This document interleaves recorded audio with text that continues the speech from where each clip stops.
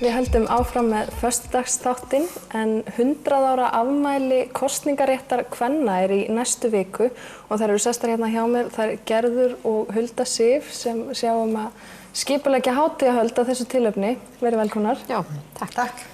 Þessi dagur, 19. júní 2015, þetta er stórmerkilegu dagur. Hvers virði hann að ykkar mati fyrir okkur konur og fyrir bara alla? Já, hann í fyrsta lagi bara mjög mikilvæg fyrir bara alla, auðvitað. Það náttúrulega þannig.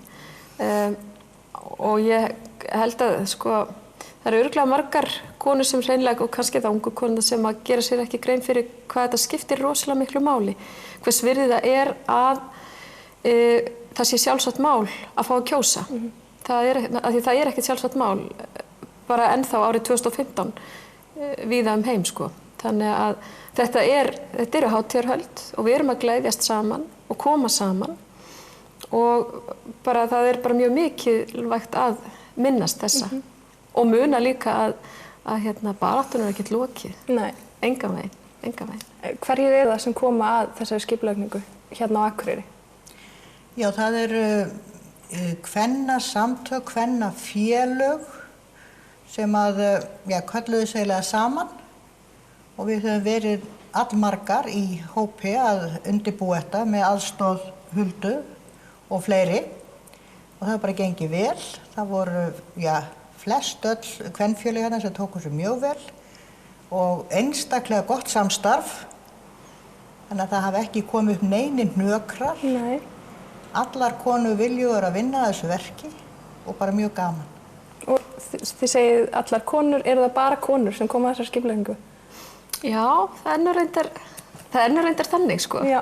En hins vegar markast dagskráin ekkert af því að séu bara konur. Það er á sviði á Ráðhústorgi þar sem að dagskráin hefst á föstudaginn klukkan 14:30 eftir að við erum búin að hittast bæði karlar og konur upp í Lystigarði þarna milli 1 og 2 og svo skrúðgangan klukkan 2 að á sviði eru líka karlmenn þannig að þetta er ekki algjörlega kynjaskipt alls ekki. En segðu mér frá dagskráni. Hvað verður í boði? Já, viltu byrja í Lystigarðinu? Já, við byrjum upp í Lystigarði fyrir að safnast þar saman svona 1 á föstudeginum og þar verður spilamennska og fólk spjallar saman og síðan verður haldið í skrúðgöngu niður á Ráðhústorg. Þannig að þetta getur verið góð stund í Lystigarðinum því að þeir spá góðu veðri, vonandi. Já. Það er vonandi að það verði.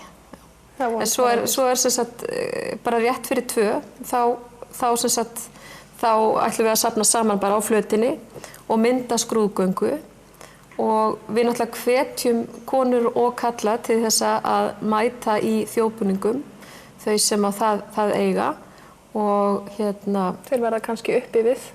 Já, mér finnst það nú svona líklegt eftir 17. Það er ekki búið að ganga frá þessi í skáp og þeir sem það eiga endilega mæta í slíku annars prúðbúin af því þetta er hátíðadagur mikill og eigum ekki að hvetja fólk líka til þess að æfa sönginn áfram stelpur því við ætlum að syngja í skrúðgöngunni. Já.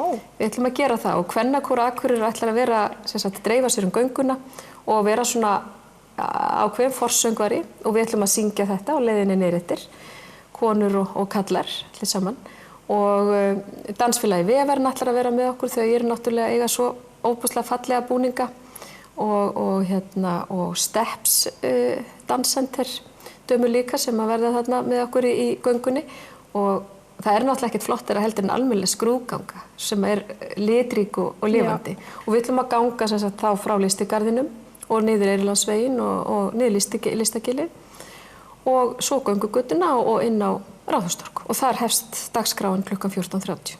Ég held að það sé alveg öruggt að þetta er í fyrsta skipti sem við reynum að hafa syngjandi skrúðgöngu á Akureyri.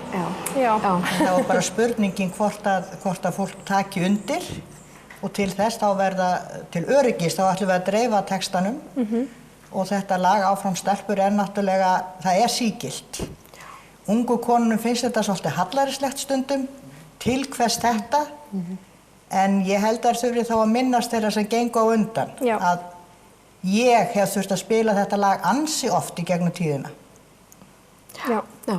Þetta er svona ákveð einkennislag og það væri náttúrulega magnað ef þetta lag ætti alls ekki við nú í dag, en við erum bara ekki komin þangað, engan veginn, það er bara þannig. En þið hafið svolítið verið að beina því til yfirmanna í fyrirtækjum að gefa verði frí til þess að fólk geti notið þess að mæta og taka þátt í þessari dagskrá, en þetta er náttúrulega virkur dagur. Hvernig hefur það gengið? Þau fyrirtæki og stofnanir sem að eiga þess kost að geta gefið starfsfólki sínu þann kost að geta farið og tekið þátt, það er bara frábært. Við vitum alveg að það er ekkert allstaðar hægt, en þeir sem það geta, þá er það bara alveg frábært. Hvernig finnst ykkur hafa verið tekið í það? Ég held að það sé alltaf bætast í hópinn. Já. Það bætist í hópinn. Við höfum sendt til atvinnurekana og stofnana hér á Akureyri bréf þess, í því tilefni að þeir gefi fólki kost á að mæta þennan viðburð. Og þá sérstaklega þennan viðburð. Já. Þetta er greinilega alveg mjög flott dagskrá. Fyrir hverju eru þið spenntastar? Yfir hverju eru þið spenntastar? Bara hitta konur, hitta fólk. Já, kannski maður spenntast fyrir stemningunni, sko, á mörgu leyti. En ég er nú verið að viðurkenna, ég er svolítið svag fyrir, við erum með ótrúlega, að mér finnst mjög spennandi fólk sem ætlar að flytja svona erindi og hvatningu. Tvö svona af ungu kynslóðunum má segja, Silja Björk og Arnaldur. Ég man ekki alveg full nöfnin þarna, afsakið það. Og svo ætlar Sigrún Stefánsdóttir að tala líka. Og það er bara svo nauðsynlegt að fá hvatningu. En svo verður líka bara flottu stemmari, þú veist, hljómsveitin Eva þarna í lokin og við ætlum bara að dansa svolítið með. Þetta á að vera gaman. Já, þetta er ekki mjög hátíðlegt, ef við getum sagt að þetta er ekki mjög formfast, ekki mjög vanalegt. Erindin eða ávörpin, við erum mjög föst á þeim tíma. Við fengu einungis 3 mínútur hvert, þannig að fólk á ekki að leiðast undir löngum ræðuhöldum. Og svo dansinn og gleðin koma saman. Það verður engin blómsveigur lagður, skilur, þetta er ekki sá stemmari.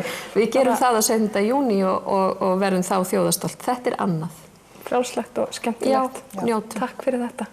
Takk sem þess. Við höldum áfram með föstudagsþáttinn hér eftir augnablik.